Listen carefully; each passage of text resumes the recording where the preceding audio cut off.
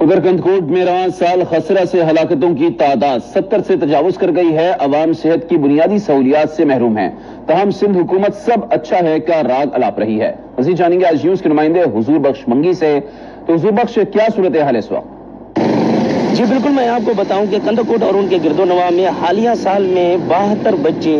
خسرہ کے باعث جاں بحق ہو چکے، جن کو ویکسینیشن نہ ملنے کی باعث یہ ہلاکتیں واقع ہوئی، اور ساتھ ہی میں کئی سینکڑوں بچے آج بھی ہسپتالوں میں دکھائی دیتے ہیں اور درپدر نظر آتے ہیں، کیونکہ سرکاری ہسپتالوں کا حال تو یہ ہے کہ آج بھی ادویات ملتی نہیں، ادویات کی فراہمی مکمل نہ ہو سکتی ہے، جس کے باعث مریضوں کو باہر سے جا کر دوائیاں لینی پڑتی ہیں۔ میں آپ کو بتاؤں کہ سندھ حکومت پاکستان پیپلز پارٹی کے جو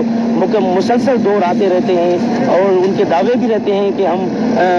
اگر ترقی دیکھنی ہے تو سندھ میں جا کر دیکھو، مگر افسوس ہے کہنا پڑ رہا ہے کہ آج بھی یہاں پر یہ سول اسپتال ہے، سول اسپتال میں بھی کوئی فنکشنل نہیں، نہ ہی کوئی آپریشن تھیٹر ہے اور نہ ہی کوئی ادویات ہے جو کہ مریض آئیں اور مریضوں کو دوائیاں مل سکیں۔